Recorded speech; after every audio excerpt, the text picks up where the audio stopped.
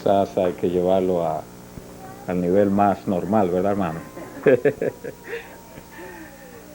Qué maravilloso. Esta es la tercera vez que vengo a esta congregación.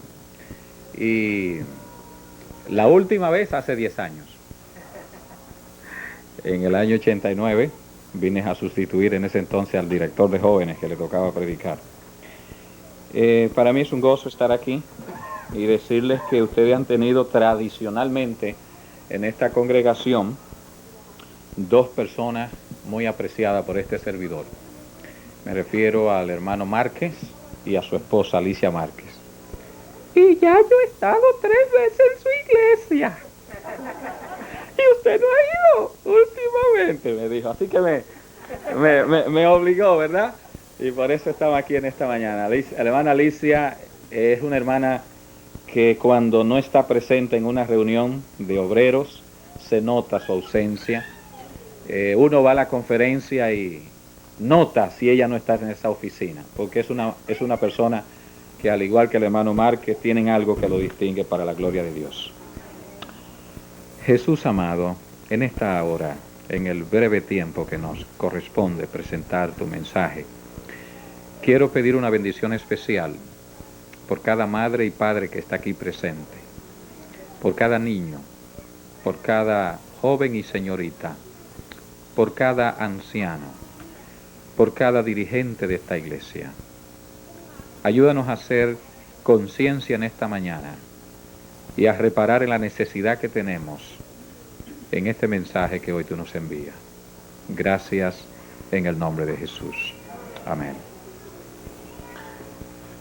Me dijo la hermana Alicia, pastor, me da los datos para el mensaje del sábado. Yo le dije, le voy a dar los datos, excepto el título. Me dice, ¿pero por qué? Digo, porque no quiero que los hermanos se me espanten o los hermanos se asusten, ¿verdad? Por el título. Y entonces, si lo ven de antemano, alguno quiera irse para otra iglesia. Pero gracias a Dios que Farro Cahué está bien retirado, ¿verdad? Yo quiero hablar con ustedes hoy de la educación en el hogar y la adoración en este lugar. ¿Qué relación hay entre la educación del hogar a nuestros hijos y la adoración y reverencia que brindamos a Dios en este lugar? Yo quisiera invitarlos a abrir el libro de Génesis. Génesis, capítulo 22.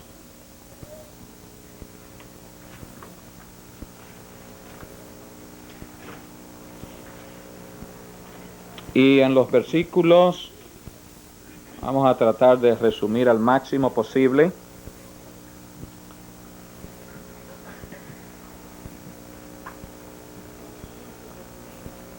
Vamos a empezar con el versículo 4. Al tercer día alzó Abraham sus ojos y vio el lugar de lejos. Entonces dijo Abraham a sus mozos, esperen aquí con el asno, y yo y el muchacho iremos hasta allá, y adoraremos, y regresaremos a vosotros. Y tomó Abraham la leña del holocausto, y la puso sobre Isaac su hijo. Y él tomó en su mano el fuego y el cuchillo, y fueron ambos juntos. Entonces Isaac le dijo a Abraham su padre, Padre mío. Y él le dijo, heme aquí, hijo mío, ¿qué quieres? Y él le dijo, Padre, he aquí que tenemos fuego y leña para el sacrificio, mas ¿dónde está el cordero del sacrificio? Y respondió Abraham, Dios proveerá de cordero para el holocausto, hijo mío. Y siguieron juntos. Y como llegaron al lugar que Dios le había dicho, allí edificó Abraham un altar, arregló la leña, amarró a Isaac su hijo y lo puso sobre la leña en el altar. Y extendió Abraham su mano, tomó el cuchillo para sacrificar o degollar a su hijo. Y entonces en ese mismo instante el ángel de Jehová dio voces desde el cielo y le dijo: Abraham, Abraham. Y él respondió: heme aquí. Y el ángel le dijo: no extienda tu mano sobre el muchacho, ni le hagas nada, porque ya conozco que temes a Dios, puesto que no me has rehusado entregar tu hijo, tu único. Y pues, hasta aquí completamos nuestra lectura. Yo quisiera preguntar a algunos de los jóvenes que están aquí, porque yo me imagino que Isaac, en la edad cuando fue tomado, ya era un joven con conciencia. Ya sabía lo que era bueno y lo que era malo. Ya sabía a lo que no debía tocar, ¿verdad? Todo cuanto debía hacer y cuanto no debía hacer. Me imagino que Isaac no pasaría de 12 años, y pienso que tendría unos 12 años porque era la edad que aproximadamente se integraba a los hijos judíos dentro de los servicios, ¿verdad?, de adoración. Era la época que debía esperar un jovencito para que lo llevaran por primera vez a la Pascua, a Jerusalén, y así se integraba al servicio de adoración. Así que yo quisiera preguntar a un jovencito ¿quién tiene 12 años esta mañana aquí? A ver, jovencitas, jovencitos, ¿quién tiene 12 años de los nenes? Vamos a ver, ¿quién tiene 12 años de ustedes? ¿Ninguno tiene 12 años? Ay, allí está, ella tiene 12. ¿Hay un varón que tenga 12? ¿Un jovencito que tenga 12? ¿No tiene? ¿Sí tiene 12? No, ¿cuánto tiene? ¿Más? Ah, ya está, pues está cerca, está bien. Voy a preguntarte algo a ti en virtud de que habla de Isaac, ¿verdad? No es porque no te queramos, mamita, te queremos a ti mucho, ¿no? Tú eres una Isaac también. Pero voy a preguntarle, ¿cómo te llama, papi? Ricardo. Suponte que yo soy tu padre, o que tu padre te tomase a ti, ¿verdad? Y en este cuadro que hemos leído, tú lo has escuchado y sabes la historia de Isaac, ¿verdad que sí? Tú no la conoces. ¿Y tu mami sí la conoce? Pues entonces vamos a cambiar. Es que Richard es visita, ¿no? Oh, vamos a cambiar. ¿Cómo tú te llamas, mamita? Catalin. Catalin. Entonces te tomamos a ti, Catalin, y tu papi te amarra acá. Tú llevas un paquete de leña. Tú sabes lo que es leña, palitos secos para hacer fogones, ¿verdad? Fuego. Entonces te tomamos y te llevamos a un lugar donde te vamos a sacrificar. Y tú ves que tu papi toma un cuchillo. ¿Tú habrías permitido eso? ¿Usted ve lo que dijo ella? Que no. ¿Qué ocurre? Hay una diferencia. No es porque ella es hembra, Isaac era varón que permitió aquello. El asunto tenía que ver con la educación que hasta esa fecha ya Isaac había recibido. Y eran tan sumisos que la Biblia dice que la forma de responderle a su papá era: heme aquí, papi, o papá. O sea, se inclinaban a tierra delante del padre en una señal de sumisión a quien él veía, en alguien que él veía que tenía suprema autoridad sobre él. Yo recuerdo cuando era nene, pequeñito, y yo llegaba donde estaban mis abuelos, yo me arrodillaba y yo decía: bendición papá, bendición mamá. Y todavía estoy grande y voy a la República Dominicana y está mi padre allá. Y es verdad que me han tocado parte al formarme de los tiempos modernos. Pero todavía los tiempos antiguos, cuando mi padre me formó, no se me han podido ir.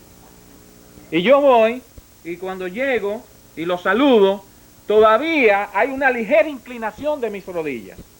Solo cuando ya tendría alrededor de 18 años, él me hizo levantar, me levantaba, y me dijo un día: no, ya eres un hombre, no te arrodilles. Pero yo llego y tengo que hacer así, porque es mi padre. Y de hecho, no tuve de él el amor que debía haber recibido como padre. Mi padre fue fuerte, fue duro, fue un deportista, luego un militar. Imagínese usted con esa disciplina, fue muy riguroso. Pero todavía tengo esa tendencia. Hoy no. Hoy los muchachos se tratan con el papá: mira tú papi, mira tú papá. Esa forma, ¿no? Esa expresión así. Qué diferente es. Y ustedes pueden notar qué diferente entonces es la sociedad. No hay respeto. No se respeta a papá, no se respeta a mamá, al vecino. Oye, en mis tiempos, el vecino venía donde mi padre, mire. Y yo temblaba, yo no quería que un vecino viniera donde mi padre. Porque cuando un vecino venía, que tenía, ¿ves? ¿Verdad? No, hermano Daniel, bueno, usted no es de esos vecinos, ¿no? Entonces, mire, queremos decir, un hombre de respeto, que el vecindario, la comunidad, amaba, respetaba a ese hombre, porque era un hombre de bien, un hombre justo, correcto, digno. Y ese hombre venía a dar un complaint a mi papá. Jesús bendito, yo quería que la tierra me tragara. Por eso nosotros tratábamos, ¿verdad?, cuando íbamos a hacer alguna travesura, que no hubiese gente mayor. Y no es que la travesura fueran cosas malas, pero yo tenía un primito que le encantaba cuando las gallinas estaban echadas y me decía, José, ahora tú serás un pitcher y yo seré otro pitcher. Y cada uno me decía, toma, coge ese huevo y lánzalo allá. Y tira un strike. Oiga, y la gallina empollada, ya esos huevitos para sacar, vea, los pollitos casi para nacer. Y ese primo me hacía coger ese huevito, ¡pran!, y estallarlo allá contra el poste. Pero uno, oiga hermano, era tremendo cuando su padre le hablaba a uno. Qué cosa más tremenda, ¿no? ¿Por qué le pidió Dios a Abraham el sacrificio de Isaac? A ver, la hermana dice su obediencia, probarla. Aquí dice la hermana probar su fe. Eso es lo que nos han enseñado. Pero mientras estaba preparando este mensaje para traerlo acá, yo le quise pedir a Jesús que me ayudara a ver otra razón en ese pasaje. Y si ustedes van conmigo al versículo 2, vamos a ver si estarán de acuerdo en lo que yo creo que Dios me reveló y me hizo meditar para esa segunda razón que yo creo por la cual Dios le pidió que le entregara a su hijo. Versículo 2. Y le dijo Jehová, Abraham, toma ahora a tu hijo, tu único hijo, a quien amas, y vete a la tierra de Moria, y ofrécelo allí en sacrificio sobre uno de los montes que yo te voy a mostrar. Entonces yo me puse a meditar en la expresión a quien amas. Y encontré algo significativo.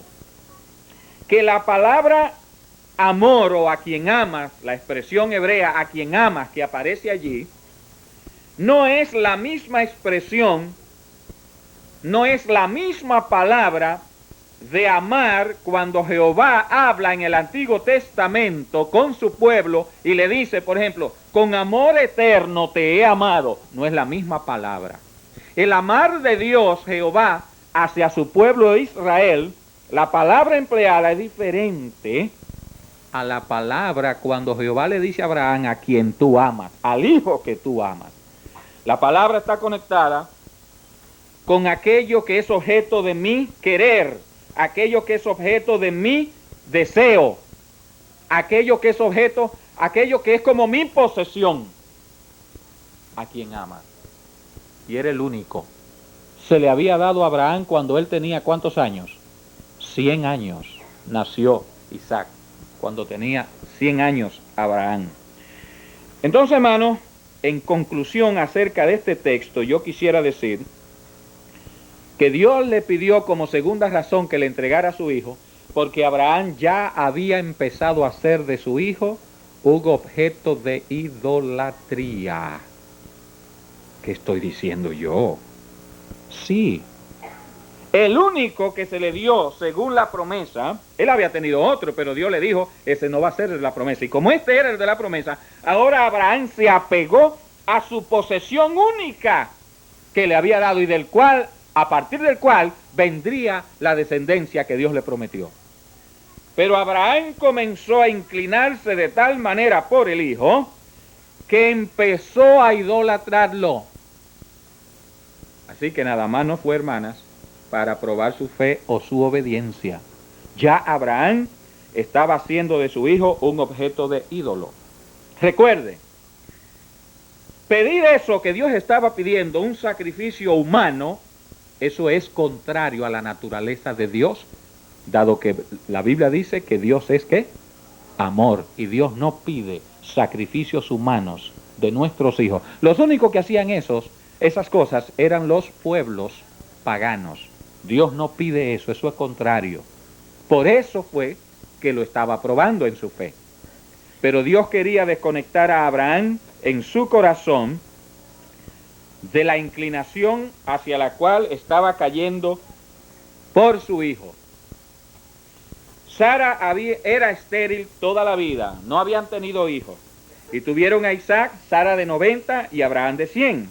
Así que cuando era imposible humanamente tener hijos, Dios le dio esa capacidad a Sara, abrir su matriz y tener su hijo. De modo que el hijo de Abraham y Sara no era el hijo de Sara y Abraham, era el hijo de Dios, porque lo habían recibido como un don de Dios. Y ese hijo pertenecía a Dios, no a Abraham, no a Sara. Pero Abraham lamentablemente estaba cayendo en hacer de Isaac un objeto de idolatría. En otras palabras, su hijo vino a constituir una especie de un ídolo para Abraham. Y yo quisiera decir en esta mañana, hermanos, que muchos padres ven afectada su fe y su relación con Dios y con la iglesia por causa de un hijo al que se le ha brindado excesiva atención. Por causa de un hijo al que supuestamente se cree que se lo ama genuinamente y no se le está amando. Se le ama con una excesividad tan tremenda que deja de ser amor y se torna en una ceguera total. Dios termina siendo olvidado por causa de un hijo, por causa de una hija. Incluso hay miembros de iglesia, en mi experiencia como ministro, han llegado a la infidelidad de la mayordomía, porque ellos no pueden devolver a Dios sus diezmos, sus ofrendas, porque incluso eso es todo para el hijo. No asisten a adorar a Dios, no vienen a la iglesia por causa del hijo, porque siempre están detrás del hijo. Y los hijos le ahogan la vida, y finalmente esos padres concluyen su existencia con una conciencia culpable ante Dios.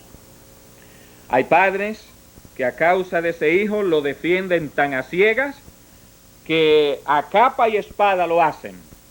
Y cuando un vecino, un pariente, un hermano, un amigo le viene a hablar acerca de un procedimiento incorrecto, este padre defiende profundamente a su hijo, porque en su ceguera entiende que su hijo no se equivoca, que su hijo no comete errores, que su hijo es perfecto, que su hijo es seguro, que su hijo está correcto. Así que esta clase de padres, incluso en presencia de sus hijos, exaltan, ¿verdad?, ante un amigo o ante un pariente, exaltan a sus hijos y dicen siempre que su hijo tiene lo mejor, y tristemente de esta manera a ese hijo se le está sembrando una semilla maligna que traerá amargas consecuencias en el futuro. Otros padres a veces hacen una confederación con sus hijos, se unen con sus hijos cuando estos se indisponen contra una persona.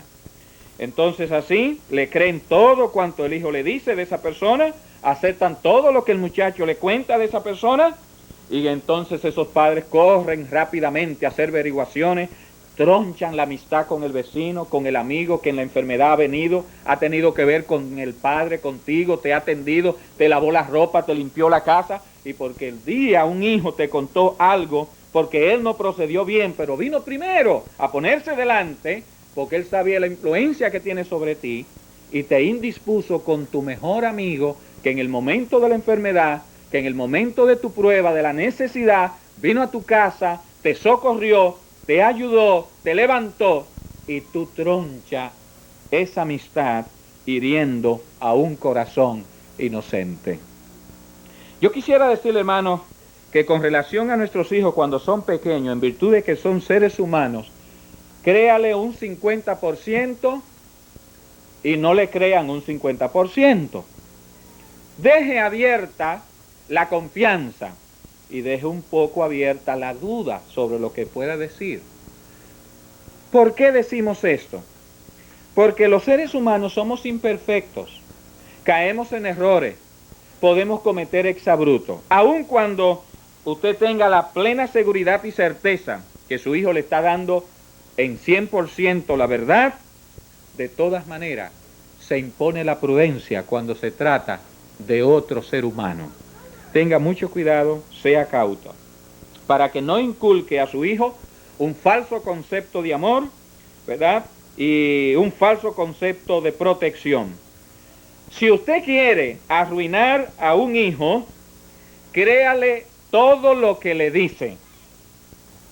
Dele todo lo que él pida. Complázcalo en todos sus deseos. Déjelo salir donde quiera.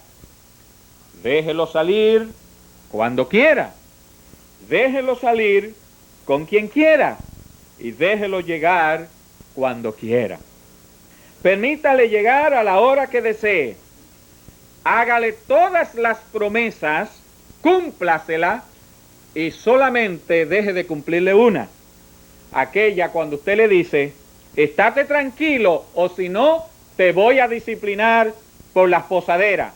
Si tocas el florero, si pones la mano en tal sitio, voy a disciplinarte. Deje de cumplirle esa sola promesa.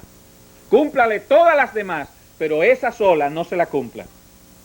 Y usted en 15, 20 o 30 años más tarde, usted podrá tener un drogadicto, un criminal, un asesino, un ladrón, una prostituta o cualquier otra cosa, excepto algo que le haga feliz el corazón. Cuando usted le promete algo que está relacionado con disciplina a sus hijos, cúmplalo, no deje de cumplirlo. Es indispensable, porque si no lo hace, le va a ocurrir como me contó a alguien que ustedes conocen, creo, en esta iglesia, el profesor Suárez, el padre del pastor Juan Suárez. Me contó una vez, con ese espíritu tan agradable que distingue al pueblo mexicano, de ese sano humor, me dice, pastor, mira, una vez yo estaba en unas conferencias allá en México, y me nombraron a mí como uno de los que dan estudios bíblicos, y fui a hacer una visita a un hogar. Entonces yo tenía una compañera, una hermana de mi iglesia, que yo debía recogerla porque ella iba junto conmigo y era instructora bíblica también. Así que cuando voy a la casa a recogerla, allí estoy esperándola, ella está en el baño, me dice siéntate, y de allá de la habitación sale un muchachito gordito, no tendría más que unos 8 o 10 años, y se sube en uno de los muebles de la sala, y comienza a brincar, y ustedes saben que cuando los muebles se brinca, ya los springs comienzan a sonar, ¿verdad? Así que entonces la madre que lo oye desde el baño, le dice, Juancito, bájate del mueble, ya está otra vez brincando, por favor. Entonces, él sigue y brinca y sobre su mueble y se tira para allá. Le dice el profesor Suárez, papi, ya su mamita le habló, baje del mueble. Dice ella otra vez, por favor, bájate de allí. Mira, te voy a disciplinar. Entonces dice él con el dedito gordito, esa es mentirosa, mamá. Me lo ha dicho yo no sé cuántas veces y ella nunca cumple. Así que, hermanos, ustedes pueden imaginarse cuál podría ser el futuro de ese niño, ¿verdad? Nosotros los padres en el hogar determinamos definitivamente qué serán nuestros hijos mañana. Nadie puede decir hoy respecto a sus hijos que tenga en muy escasas excepciones, nadie puede decir, mira, se parece a su tío. Oh, ay, qué parecido a su abuela. Ese muchacho no puede negar la abuela. No, señor. A quien él no puede negar es a sus padres. A su mamá y a su papá. A su abuela lo puede negar. Él puede decir, yo no me parezco a abuela.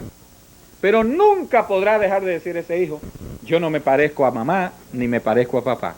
Porque en el hogar que se habla español, un jovencito, un hijo, no puede resultar hablando chino. ¿Verdad que sí? Lo que son nuestros hijos hoy está determinado por lo que hemos sido los padres. Hay un caso en la Biblia que me llama mucho la atención. Vamos a Primera de Reyes.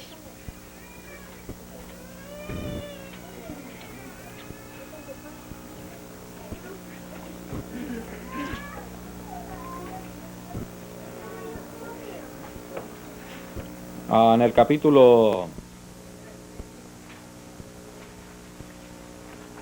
¿Cómo dije? Primera de Reyes, un momentito.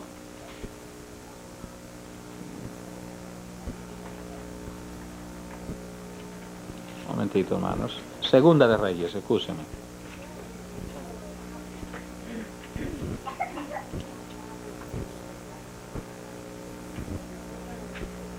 En el capítulo 2,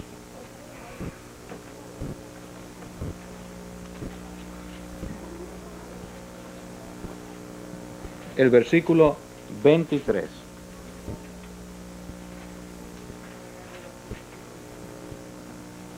Después subió de allí, está hablando de Eliseo, el profeta de Dios, a Betel, y subiendo por el camino, salieron los muchachos de la ciudad, y se burlaban de Eliseo, diciéndole, calvo, sube, calvo, sube.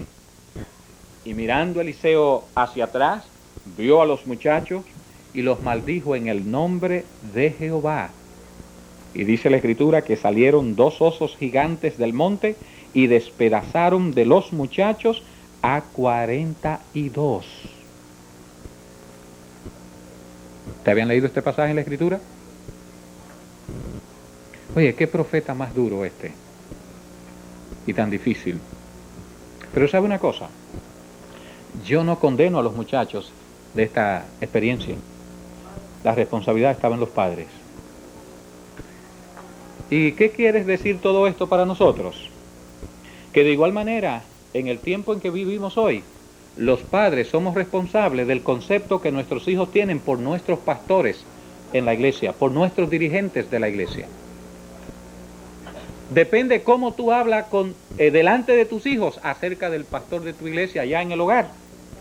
Si tú criticas el sermón del pastor, si tú hablas de los defectos físicos del pastor, del anciano, de la hermana Emelinda, por tomar un nombre ficticio, si tú te burlas de la enfermedad ajena, si te hace reír el fracaso, la caída de alguien de sus propios pies, si te ríes del dolor ajeno, del vestido con que fue Francisca a la iglesia el sábado pasado, o cómo fueron los zapatos de la señorita Mercedes, y tú hablas delante de la niña, y tú hablas delante del hijo de esa manera,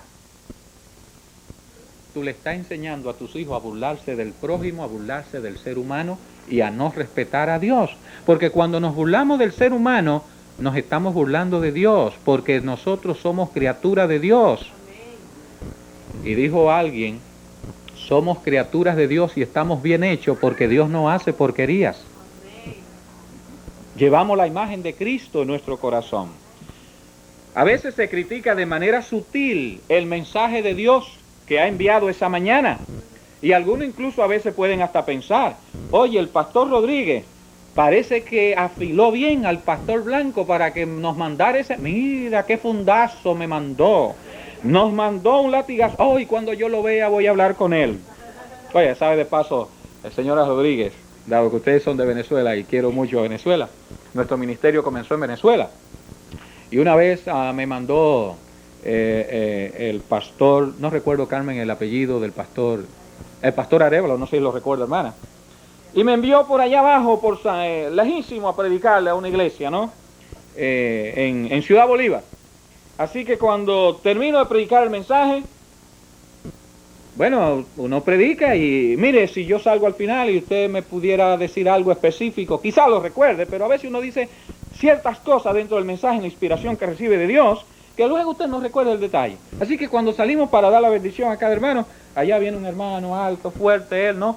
Y me jala así fuerte por la mano y me dice, qué bien que se lo dijo todo el pastor a usted para que viniera a tirarme ese mensaje. Según me dijo luego, el mismo hermano indispuesto, ¿no? Yo me asusté, ¿sabe? Yo me asusté. Entonces, indispuesto, luego él me dijo cuál era el problema. Yo no me acordé qué fue lo que mencioné. Él dijo que él jugaba billetes y quinielas y jugaba la loto a ver si se sacaba unos millones y salir de la pobreza. Y yo hablé dentro del mensaje que la lotería no es para los cristianos, que la lotería es para los mundanos, es para la gente que no conoce a Cristo, pero no para los hijos de Dios. Así que eso lo hizo sentir que supuestamente el pastor habló conmigo. No sé si era que el pastor sabía esa situación, ¿verdad? Pero hermano, no. El mensaje que Dios te envía y tú te sientes corregido es lo que Dios quiere ayudarte en tu vida. Dios quiere cambiar. En esta mañana, con el mensaje que Dios te está enviando, Dios quiere que tú cambies tus patrones de filosofía educativa. Dios desea que tú cambies tu manera de educar a tus hijos. Que si de alguna manera nos hemos equivocado en el pasado, todavía es tiempo de enmendar muchas cosas. Y una de las cosas grandes y gloriosas que yo como padre puedo hacer es, si un día me equivoqué y hablé mal de mi presidente delante de mi hija o de mi hijo, que yo tenga la suficiente grandeza y llamarla y decirle a mis hijos: vengan acá mis hijos, el día tal nos reunimos y yo expresé un juicio acerca de mi presidente. Eso está mal. Yo quiero pedirles que me perdonen y yo no deseo escuchar que ustedes transmitan eso, ni digan eso, ni lo hagan con nadie. Perdónenme por eso. Un padre crece cuando hace eso. Un padre se desarrolla, un padre se parece a su Dios cuando enmienda una situación. Pero ¿sabe qué ocurre con nosotros los padres? Pensamos que si nos humillamos de esa manera, creemos que nuestro hijo va a tener un falso concepto de nosotros. Y es lo contrario. El hijo va a reaccionar así, va a decir: mi padre es un ser humano, se equivoca. Y me ha enseñado que yo, si me equivoco, debo reconocer mis errores y arrepentirme y cambiar mi proceder. Eso es lo que le vas a enseñar, si lo hace, ¿verdad? Debemos ser cuidadosos cuando nosotros venimos a la iglesia a escuchar la palabra de Dios y adorar a Jesús. A veces venimos con la mente un poco llena de prejuicios, de problemas. Hay a veces situaciones que se han dado de malas relaciones con alguien y ya otro fue y te contó. Entonces tu mente viene un poco cargado de chismografía, ¿verdad? Por lo que alguien te contó. Hubo conversación de crítica antes de tu venir porque alguien te estuvo hablando. Entonces tú viniste a la casa de Dios, ¿verdad? Viniste a la iglesia y al escuchar la palabra de Dios, entonces tú llegas de regreso a la casa. Entonces le dice a tu hijo: el predicador me tiró ese mensaje a mí. Porque a lo mejor el hombre ese día habló de la chismografía, que eso no es bueno para la vida, que no te va a llevar a la salvación. Entonces tú regresas a la casa porque ya hay una mente que ha estado llena de esto y el mensaje te corrigió, pero no resististe el mensaje, no lo quisiste aceptar. Y vienes con ese problema y te quejas de esa forma y lo hace delante de tu hijo. Y estás criticando el sermón, la palabra de Dios, el mensaje de Dios, su palabra. Y yo no puedo criticar la palabra de Dios, ¿verdad? Más bien Dios ha querido ayudarte para que tú crezcas en carácter y en semejanza a Cristo Jesús. Yo quiero compartirle a ustedes una cita de conducción del niño que tengo acá en la página 517 y 18. Escuchen esto, qué interesante. Padres, tened cuidado en cuanto al ejemplo y a las ideas que sembráis en vuestros hijos. Las mentes de ellos son como esponjas. Cuando usted pasa la esponja por el agua, ¿qué ocurre? Se absorbe más, y si la tiene apretada, peor. Si usted la aprieta, ¿verdad? Y luego la afloja, entonces que coge agua. Así que a veces el otro extremo, cuando usted aprieta al hijo y lo tiene presionado, el día que lo suelta se llena de lo que él quiere llenarse, porque se ve liberado. Hay dos extremos, pero tratarlo, ¿verdad? De esta forma, dice, son mentes como esponjas. Y las impresiones que ellos reciben se graban muy fácilmente en sus mentes. En lo que respecta al servicio aquí en el santuario, dice ella, si el mensajero de la mañana habló de la palabra de Dios y tú sabes que él tiene un defecto, que tiene algún error de carácter, escuche bien, hermano, tenga cuidado de hacer mención de esa falta de ese hombre o de esa mujer delante de esos hijos. Hable delante de ellos solo de la buena palabra que usted escuchó, de las buenas ideas que el mensajero presentó, que usted debe escucharla como palabra provenientes ¿de dónde? Del cielo. La mente delicada y susceptible de los jóvenes, dice, se puede ver afectada por la conversación que sus padres tienen. Cuidad de qué manera os referí a los siervos de Dios, cómo habláis del ministro de la iglesia. Cuidaos cómo vosotros criticáis el mensaje dado, porque de esta manera estaréis haciendo un grave daño para la eternidad a vuestros hijos. ¿Verdad?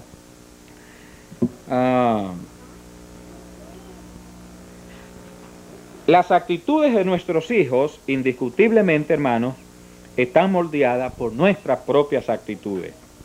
El ambiente profano del mundo de hoy, los programas televisivos, radiales, las revistas, los periódicos, todos los medios de comunicación están invadidos por lecturas, por conversaciones, por programas que están cargados de una influencia negativa. ¿Cuántos programas de hoy no son para hablar, para criticar, para tratar sobre chisme? ¿Cuántas veces no han escuchado ustedes un programa de que cuando tú sabes algo no te lo puedes aguantar? Cuéntanos, ¿por qué no te puede aguantar? Y se glorifica la chismografía. No hay cosa como más terrible hoy y se le llama periodismo profesional que hurgar las cosas privadas y sacarlas al sol y tirarlas. ¿Ustedes se acuerdan el escándalo de Clinton y Mónica? Claro que sabemos que no aprobamos una conducta de esta naturaleza, pero hay una morbosidad en el mundo por sacar las cosas privadas, íntimas del ser humano, el pecado. Si el pecado no tiene que ver contigo, el pecado es del pecador y Dios. No coja esos medios para chismear de las cosas que son privadas. Los programas televisivos de hoy, hermanos, están cargados de vulgaridades, burlas, irrespeto, indecencias, chismografías, intrigas, ¿verdad? Falsedades, mentiras. Todo va eso siendo parte de nosotros, nos va influyendo en el hogar y ese ambiente va permeando a nuestros hijos. Dios desea que nuestros hogares, hermanos, sean, dice la sierva del Señor, pedacito de cielo en la tierra. Dios desea que cada hogar nuestro sea en especie de un altar donde Él es adorado. Y entonces ustedes se van a dar cuenta cuál es la relación que existe en esa clase de educación en el hogar y qué adoración le brindamos a Jesús en este lugar. Es ineludible. La adoración que tú y tus hijos y yo brindamos a Jehová en este lugar está en relación directa a la clase de educación que nuestros hijos reciben y que nosotros les damos. Es una relación directa. Si a la hora del culto, del culto matutino o vespertino, a la hora de la lección en la casa, si es que se hace el culto, que a veces ya se ha perdido esta costumbre de ese sacrificio, y es triste, hermano, y por eso nuestros hijos no tienen un concepto profundo de la presencia de Dios. La palabra de Dios se la tiene como un libro más. Sí, estudiamos el folleto de la escuela sabática porque hay un objetivo en la clase donde estoy. Pero hermano, cuando a Dios se los reverencia en el hogar, Dios va a ser reverenciado de una manera tremenda en este lugar. Y tendremos un alto sentido de su presencia. Y sentiremos temor de estorbar la presencia de Dios. Y cuando entremos a este lugar, todos con esa experiencia, ¿sabe qué va a ocurrir?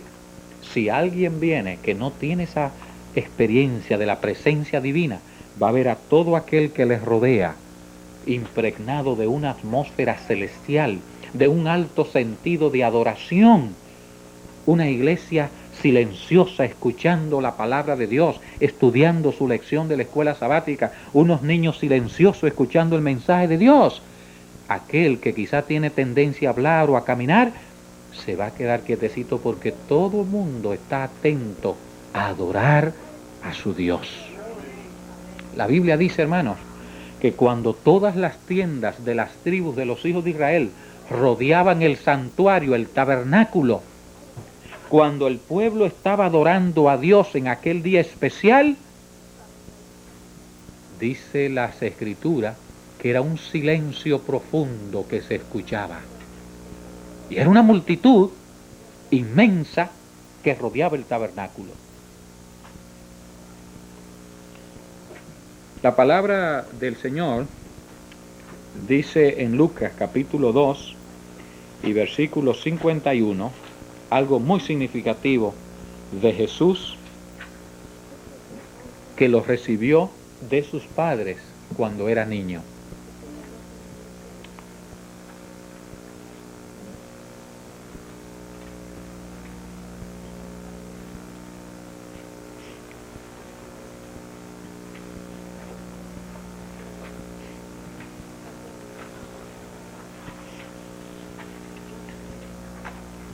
Dice allí, Lucas 2, 51 y 52. Y Jesús descendió con sus padres y vino a Nazaret y estuvo sujeto a ellos. Y su madre guardaba todas estas cosas en su corazón. Pero Jesús crecía en sabiduría, en edad y en gracia con Dios y los hombres. Así van a crecer nuestros hijos. Y según el versículo 51, cuando ellos reciban esta educación mental, física y espiritual de nosotros, ellos se mantendrán en gracia delante de Dios y de los hombres y estarán sujetos a ti y estarán sujetos a mí. La presencia de un padre debe ser la presencia que impresiona el corazón de un hijo, no en un temor que asusta y emocionalmente lo tiene enfermos, no, pero le causa esa presencia cuando ese padre llega, le causa a esos hijos un respeto, un temor santo y un sentido grande de que está frente a su Padre, el cual representa a Dios. Hermanos, nosotros debemos preguntarnos en esta mañana, ¿para qué me ha dado Dios mis hijos? Pero no te lamentes por el pasado si alguna falta se ha cometido. No te lamentes por el pasado si alguna falta se ha cometido. Dios te dice que hoy es un nuevo día. Si tú oyes hoy la voz de Dios en este mensaje, es un nuevo día para tú comenzar una nueva educación con tus hijos, para que haya una nueva adoración a Dios. Piensa, ¿qué puedes tú hacer hoy que contribuya a la educación y al bienestar futuro de tu hijo? Si de alguna manera te sientes impotente, si de alguna forma no tienes capacidad, yo quiero recordarte lo que Jesús dijo en Mateo 11. Vengan a mí todos los que están trabajados y cargados, y yo los haré descansar. Y aprendan de mí. Si no sabes cómo guiar, conducir a tu hijo, ven a Jesús y vamos a aprender de él. Y juntos, en el nombre de Dios, espero, hermano, que este lugar sea el lugar donde nos encontremos con Jesús cada sábado, respetemos este lugar, pero esto va a depender cuánto respetemos la presencia de Dios en nuestros hogares y cómo nos conduzcamos delante de Dios allá en nuestras casas. Se dirá en aquel día, como dijo Isaías, he aquí a Jehová, nuestro Dios, a quien hemos esperado, y Él nos salvará y nos gozaremos en su salvación. Pero también hay otra parte que lo dice Isaías, capítulo 8 y versículo 18. Heme aquí yo y los hijos que me dio Jehová. Yo quiero que tú estés allí, junto a tus hijos. Yo quiero que mis dos hijos, con mi esposa, estemos allí para adorar a Jehová, sábado tras sábado, mes tras mes. Pero eso va a depender de qué yo haga aquí en esta tierra, de la adoración de mi Dios y de la educación que yo dé a mis hijos. Que Dios te bendiga en esta mañana y que tú y yo podamos servir a Jehová.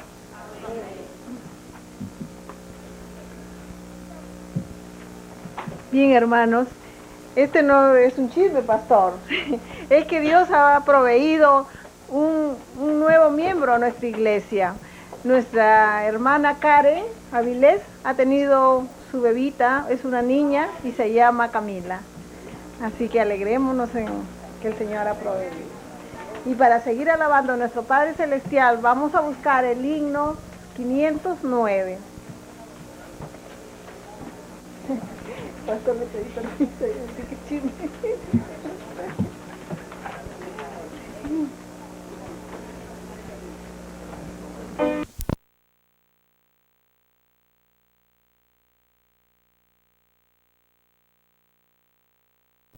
El barro suelto se endurecía. ¿Por qué? Porque era una fachada, algo que estaba cubriendo la realidad del asunto, que esas paredes, cuando viniese una tormenta, iba a caer.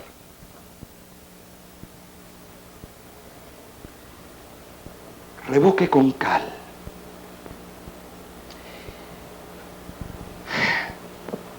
La sierva del Señor nos dice esto. Los falsos profetas adormecían a la gente con la idea de una falsa seguridad y lograban así anestesiar su conciencia. Por otra parte, los verdaderos mensajeros no halagan al pecador. Tienen el deber de despertar la conciencia del impío hasta que el alma exclame: ¿qué debo hacer para ser salvo? Ay, hermanos, por favor. Hay una tendencia en el mundo ahora de unos mensajes superficiales, mensajes que no hieran el bolsillo del creyente, que no hieran las tendencias y el potencial que tengo adentro, ahí escondido, ahí adentro del corazón. Y entonces hay una tendencia superficial de nunca tocar la llaga de aquel que se debe arrepentir. Dice la sierva del Señor: tienen el deber de despertar la conciencia del impío hasta que el alma exclame: ¿qué debo hacer para ser salvo? Lodo suelto. Lodo suelto. Excusas, tendencias, faltas de carácter, desviaciones de carácter. Ay.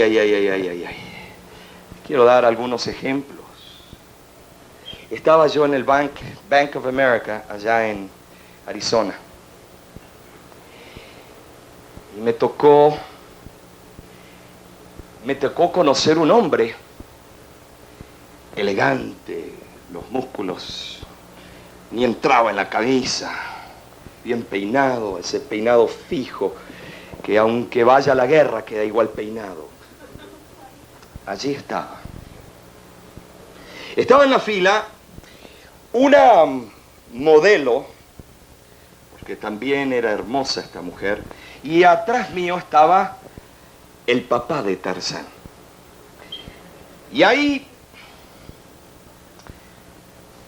yo veo, y yo estoy en el medio, y el hombre este no se aguantaba, quería hablar con la mujer que estaba ahí adelante.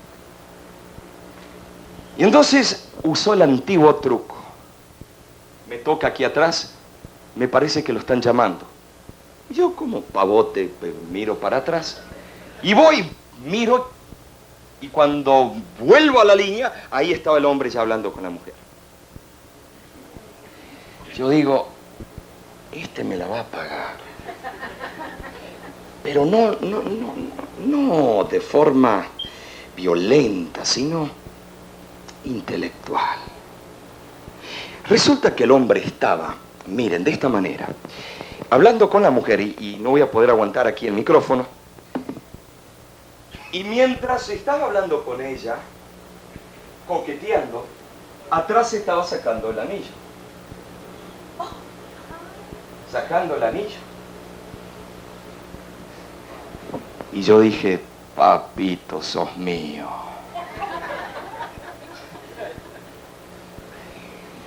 Esperé. Este hombre estaba tan emocionado de que había encontrado una nueva conquista, que su estructura, aunque era de lodo suelto, bañada con una crema o con un frente de cal, allí él mostraba al mundo que era un gran ciudadano, que el domingo tal vez iba a su iglesia protestante, que era un buen padre, que era un buen esposo, un trabajador, alguien que suplía la necesidad de la familia y la traía a la casa. Pero hermanos, allí estaba y era fiel de acuerdo a las circunstancias. Bueno, agarró y puso el anillo, miren, aquí. Y el anillo quedó así, tambaleando. Aquí quedó el anillo. Aquí en esta posición, por acá. Y mientras iba hablando y hablaba, yo rogando que ese anillo caiga al piso. ¿Y saben lo que pasó? Cayó al piso. Plin, plin, plin, plin, plin, plin. Y la chica mira. ¡Ay! Y éramos 3 nada más. ¡Ay, qué bonito! Entonces ella me mira a mí. Él, como si nada, me mira a mí. Y entonces viene la mujer y dice, este es su anillo. Ya habían estado tomándose el teléfono y todos estos dos.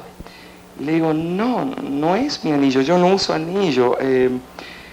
Me parece que cayó ese anillo del bolsillo del Señor. El hombre me miró. Me quería comer vivo. Agarró el anillo, la chica lo miró, hizo así un gesto como diciendo, me engañaste. Y el hombre agarró el anillo y nos siguió haciendo la fila. Se dio media vuelta, me miró como diciendo, te espero ahí afuera. Y salió el hombre, avergonzado, triste, porque se le había escurrido de las manos. ¿Qué cosa? La tendencia de sus propias acciones, la tendencia de su carácter. Dice la sierva del Señor, los falsos profetas, ministros, hijos de Dios, que adormecen a la gente con la idea de una falsa seguridad y logran así anestesiar su conciencia. Por otra parte, el verdadero Hijo de Dios, el verdadero mensajero no halaga al pecador, tiene el deber de despertar la conciencia del impío hasta que el alma exclame, ¿qué debo hacer para seguir a Cristo?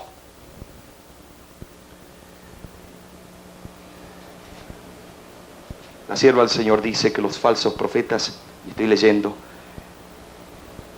blanqueaban el muro con alianzas mundanales, con doctrinas falsas y con tradiciones.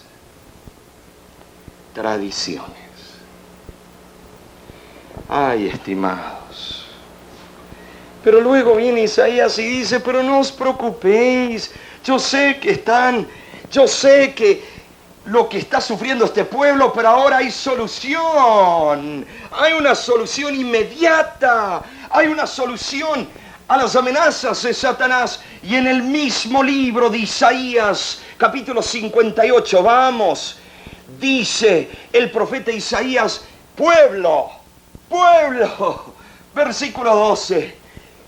Y los tuyos edificarán las ruinas antiguas.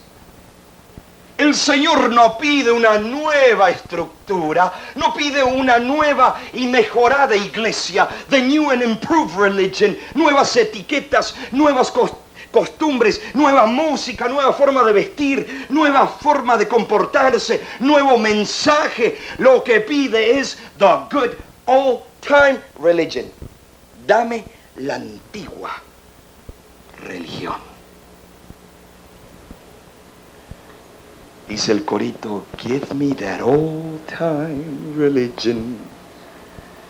Y miren, la sierva del Señor dice, Isaías estaba llamando al pueblo a edificar un edificio moral, una religión práctica, a construir de vuelta las calzadas, restaurar los caminos de la conducta correcta.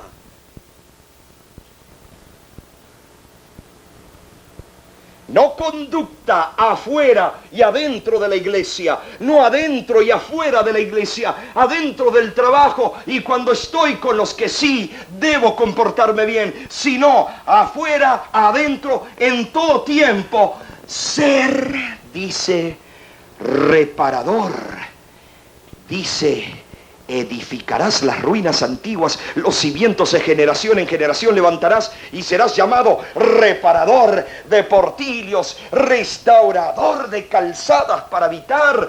O sea, que había algo que estaba en las manos del pueblo de Dios, pero que había sido quebrantado. ¿Por qué? Porque se usó lodo suelto. Una alianza entre el mundo y usted, hermano. Quiero leerles, reparador de muro. La obra de reparación debe comenzar con un reavivamiento de la observancia del sábado, como Cristo lo guardó y lo observó. El día sábado proporciona al hombre la oportunidad de dominar el egoísmo y cultivar el hábito de hacer lo que Dios le agrada. Le voy a contar un caso. Me gusta visitar mucho y antes yo llamaba para hacer una cita. Ya no hago más eso, porque cuando llamo me ponen excusas. No ahora, pastores, que vino una tía de la isla o de aquí o de allá y que siempre hay una tía famosa que es el chivito expiatorio. Y opté no hacerlo más. Entonces, ahora llego de sopetón, toco la puerta y cuando me ven, la gran sorpresa. Y así fue en uno de estos casos. Era como las 7 de la noche. Tenían las ventanas abiertas. Y yo escucho que hay una conversación rara adentro de la pieza, adentro del cuarto, adentro de la sala, a donde una mujer decía, te amo, pero no puedo vivir contigo. Digo, qué bárbaro esto, mejor voy despacito. Y a veces uno tiene esa curiosidad, eso innato que... Bueno, entonces voy despacito. Y digo, a estos los tengo que agarrar desapercibidos, agarrarlos así, de golpe, y toca la puerta. Y de repente escucho la voz de un hombre que grita, a ver quién es ese condenado que vino a esta hora visitando.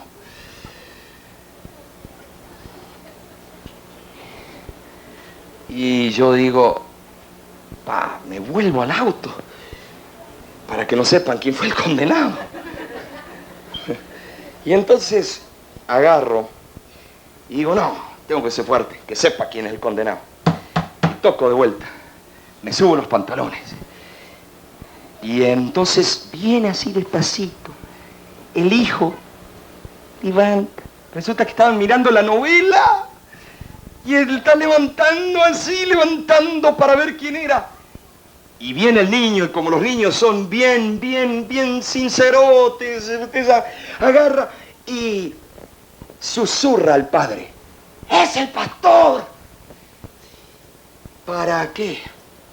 Agarraron, empezaron a mover las cosas, chinchapa, por todas partes. Estaban ordenando la casa porque la casa estaba desordenada. Estaba desordenada. Y lo que ellos no sabían es que estaba muy vacía.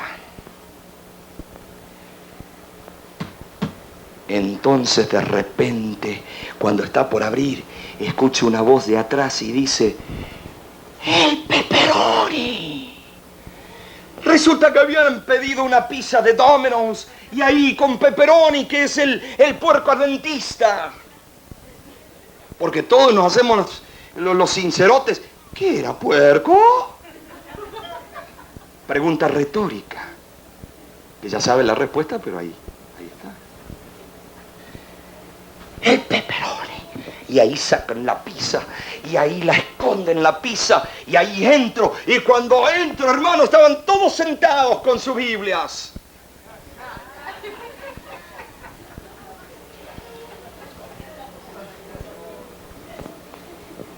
que dice: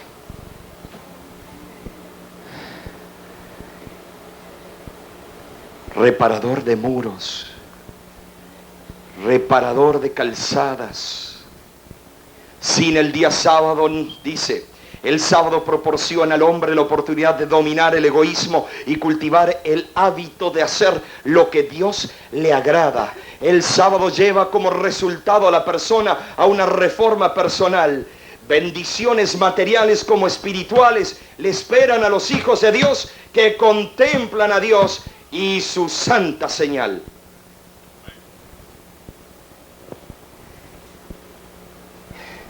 Dios le dice a Isaías: hay que hacer una distinción entre lo santo y lo profano. Ay, ay, ay. Hoy día hay entre nosotros pecados de esta misma naturaleza, los cuales traen el reproche de Dios sobre su iglesia. Donde quiera que haya tales pecados, no hay duda de que se necesita días de ayuno y oración, pero deben ser acompañados de sincero arrepentimiento y de una decidida reforma. Sin una contrición tal del alma, en ocasiones, dice, esas ocasiones solo aumentan la culpabilidad. En la reforma personal se pondrán en práctica misericordia, ternura y compasión. Vivió en Harold, octubre 13, 1889. Ay, hermanos, tenemos que percatarnos, notar lo que está ocurriendo en nuestro tiempo. Una liviandad, algo tan superficial. No queremos tocar la llaga de nadie. ¿Por qué? Porque tenemos miedo que el bolsillo de la iglesia se afecte. Y hermanos míos, ha llegado el tiempo del fin. Ha llegado el fin de los tiempos. Y en el hebreo es interesante la palabra etkes aharit, que dice la parte final del tiempo del fin. Daniel capítulo 12, versículo 12. Etketz aharit. En ese tiempo te encuentras. Ahora, la palabra del Señor nos dice que hay que observar, hay que enseñar, hay que observar el carácter de Cristo y su justicia. Hay que enseñar la justicia de Cristo a otros. Y dice, instruid al alma penitente. ¿Quién es Cristo? ¿Cuáles son los pasos de su justicia? Y aquel que vive bajo el manto de la justicia, ¿cuáles son sus frutos? La Biblia dice que el muro cayó. Hashitz cayó. ¿Por qué cayó? ¿Por qué cayó?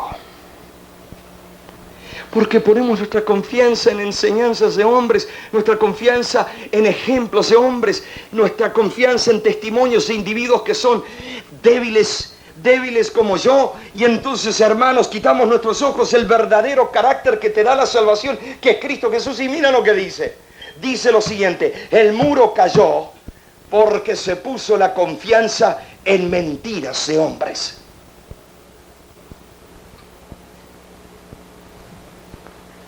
El pueblo de Dios tiene una obra especial que hacer para reparar la brecha que ha sido abierta en su ley.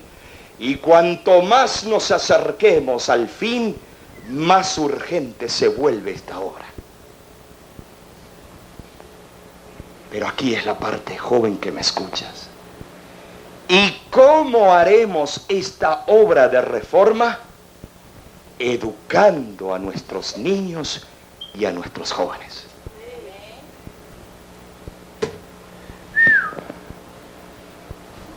Ricky Martin. La vida loca. Cuando sube lo que se dice en inglés el pitch, cuando sube ahí la voz bien fuerte que ni se le entiende las palabras, yo quise ver lo que decía y luego ver el mensaje atrás de esa música. la diosa de la noche, la reina del vudú. Elia podrá salvarte o podrá salvarte tú. Elia es tu final. Vive la vida loca.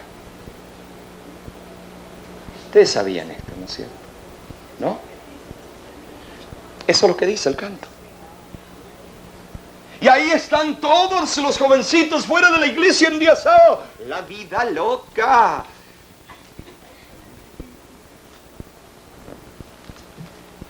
¿Qué estamos haciendo? Reparando el muro con lodo suelto. Les leo de vuelta. La diosa de la noche, la reina del vudú. Elia podrá salvarte o podrá salvarte tú. Elia es tu final, vive la vida loca. Pero son los cantos que nos gustan. Es la vida que nos gusta. Ese es aquello que nos hace cuchicuchi aquí adentro. Aquello que acariciamos, dice la sierva del Señor, aquello que acariciamos en privado, en la parte más sola de nuestra vida, en aquel lugar solitario del corazón, aquello que nadie sabe, eso es lo que saldrá a relucir cuando venga el gran tiempo de prueba a su iglesia. Me da gracia cuando las personas dicen que Cristo vino a morir por los pecados que hacemos, por los que vamos a cometer, pero Cristo no vino, por eso analicen la verdad, hermanos. Cristo vino por el potencial que está regado, que está ahí adentro tuyo, de poder llegar al nivel de un Hitler, de un estrangulador, de un violador, que ni tú lo piensas, ni tú crees que puedes llegar a esa magnitud de pecado nunca, pero ahí adentro está la suciedad, la escoria, el potencial para errar y ser la peor cosa. Si no pones tus ojos en esta tarde en el amante Cristo.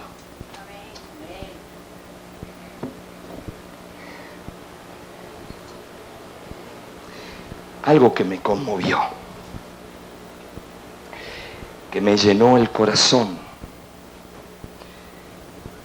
Este niño se va a la tienda a comprar y él quería un puppy, un perrito. Y el perrito lo quería y lo quería y lo quería. Y estimados, él quería su perrito. Y vio en la tienda, había un cartelón allí escrito que decía Puppies for sale, cachorritos a la venta. El niño se fue preparado con todo el ahorro que tenía de la semana, hermanos. Y allí entró, como yo a veces cuando meto la mano al bolsillo, y encontró $2.85. Cuando llega el final del mes, ¿no es cierto? Y el niño entra y le dice, I want a puppy. Quiero un cachorrito. Y le dice, ¿tienes dinero? Sí, tengo dinero. Puedo agarrar uno de ellos. Y ahí estaban todos los cachorritos.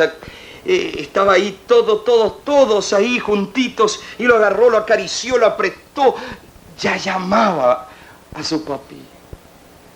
Y le dice el Señor, ¿cuánto dinero tienes? $2.85. Ah, hijo, no.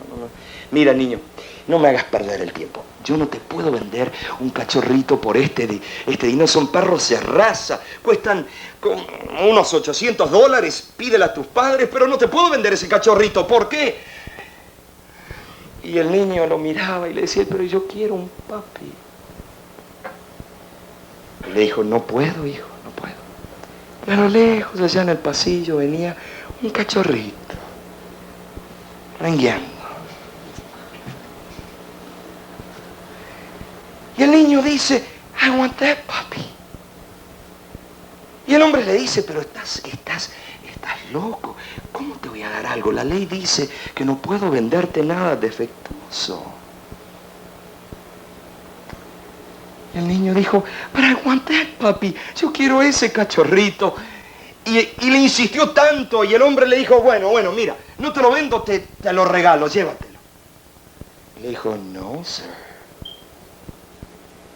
I'm going to pay the ransom for that puppy. voy a pagar el rescate por ese cachorrito. Yo lo compro por $2.85. Y lo pagó. Y el hombre le dice, pero ¿qué vas a hacer con un cachorrito así? Inútil, que no puedes jugar, no puedes correr con él, no puedes gozar como el resto de tus amiguitos en el vecindario. ¿Qué piensas hacer? Y el niño empezó a levantar su pantaloncito. Y tenía un armatoste todo de hierro en su piernita. Había nacido con ese defecto. Y le dice al dueño, ¿no ves que el perrito y yo tenemos el mismo impedimento? Somos los dos lisiados y yo lo voy a comprender a él y él me va a comprender a mí y lo voy a poder amar porque él sufre como yo sufro. Y se iban por el camino y el dueño del negocio los miraba. Y allí el niño lo levantaba, luego lo soltaba y el perrito rengueaba y caminaba, pero conocía a su nuevo dueño. ¿Por qué? Porque había uno que lo comprendía en su nivel, en su lugar de sufrimiento. Había un amigo, había alguien que estaba sufriendo igual que él. Ese niño sí que sabía lo que era construir, no con la debilidad de carácter, sino con la firmeza de Cristo, fundada en la roca eterna, de esa piedra de ángulo. Y hermanos, ese niño conocía quién era Cristo. Hay alguien que te comprende a donde tú te encuentras. Has girado tu vida, has construido tu carácter con lodo suelto, pero hay alguien que te dice, yo soy el Señor del sábado, yo soy el creador de los cielos y la tierra, yo te hice, I believe in you, I believe in you, yo creo en ti.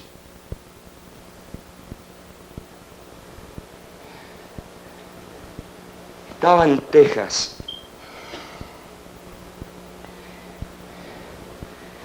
Y un tejano de estos bastante, no rico, millonario, me acuerdo cómo él me llevó a ver sus posesiones.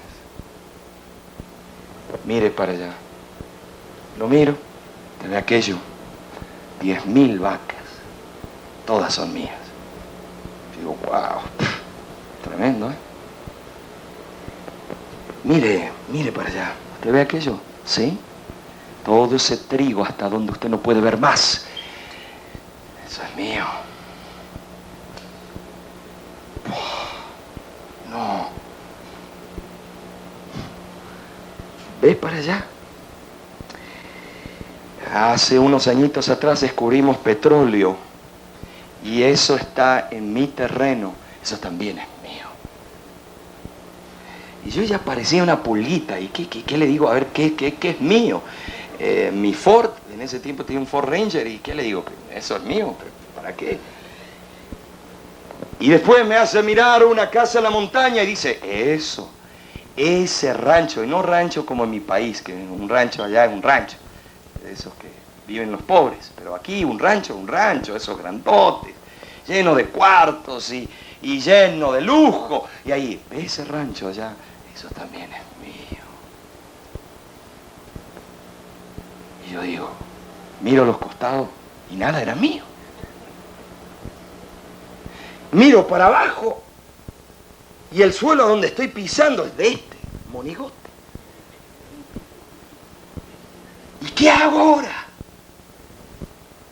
Y miro al cielo y le digo, that's mine. Eso es mío. Eso es mi herencia. El hombre agachó la cabeza. Hermanos, poned vuestros ojos en las prioridades, en aquello que te llevará a la vida eterna. No te digo que cambies tu personalidad, que seas un monaguillo ahora, pero que sí vivas una vida equilibrada, no una vida como el péndulo del reloj que va de un lado, del norte hacia el sur, del fanatismo al liberalismo, y te olvidas de la esencia del Evangelio, te olvidas de las raíces de tu iglesia, te olvidas de aquello que un día te ganó en la encrucijada del pecado.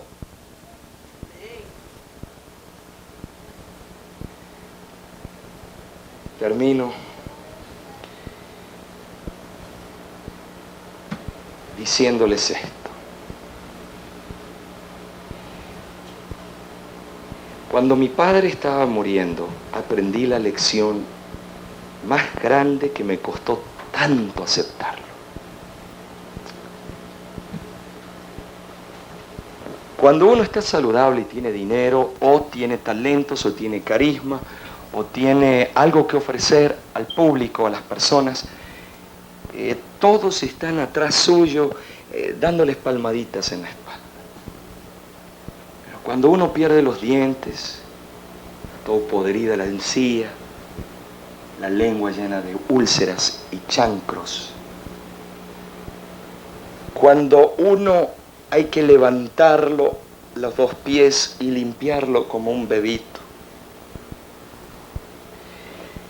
Cuando uno piensa la multitud de iglesias que Dios lo usó para levantar como un enviado de Dios a pesar de sus errores y sus defectos de carácter, aprendí: cuán solo muere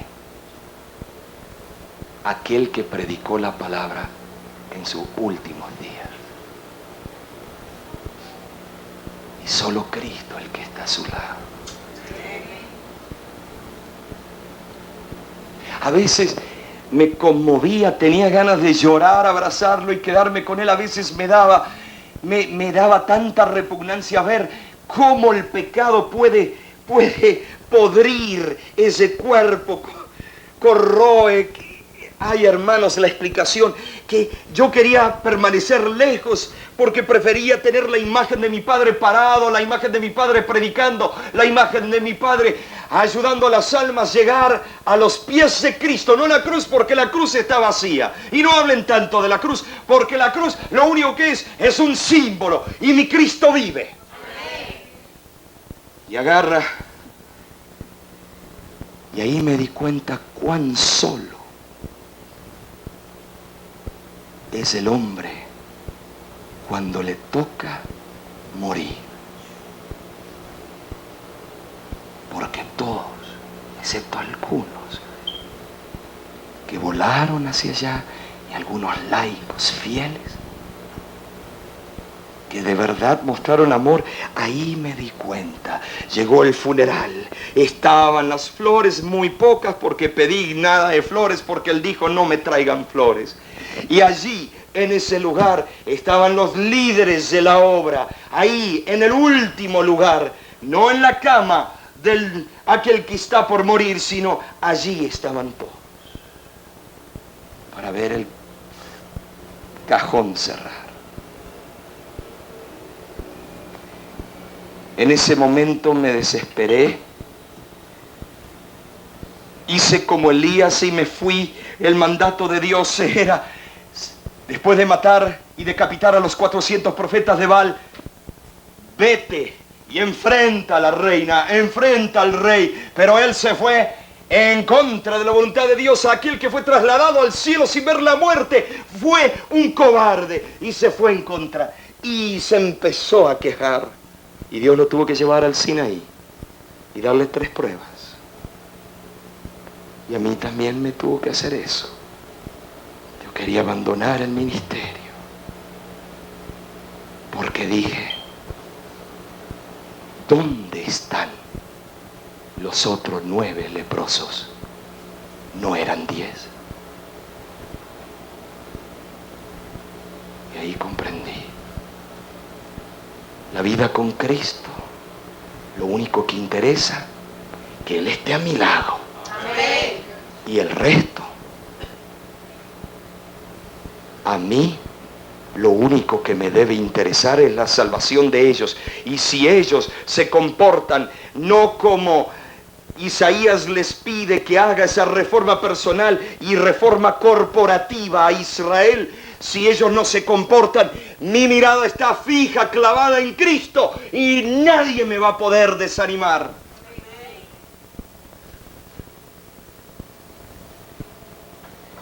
¿A quién seguirás tú? A la diosa de la noche,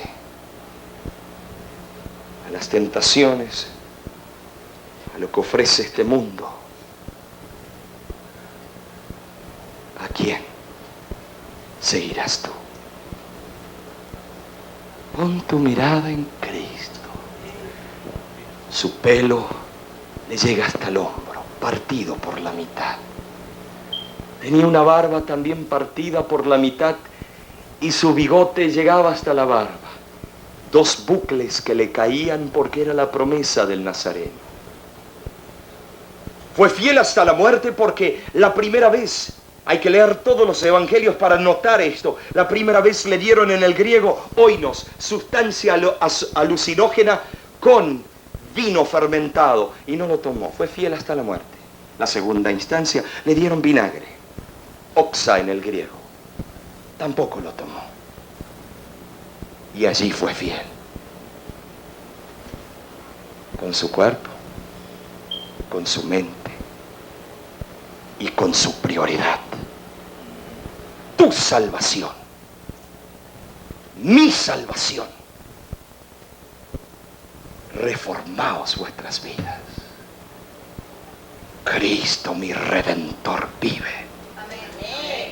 Vive. Pero ¿vive en tu alma o vive en otra parte? Dios te ayuda a hacer una decisión certera y decir, con Cristo juntamente estoy crucificado, mas no vivo yo, sino vive Cristo en mí, y las cosas viejas pasaron.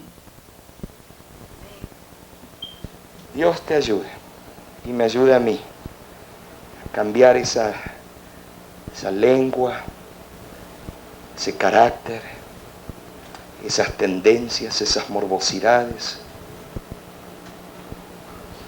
esas deficiencias, esos huecos en mi vida y en la tuya.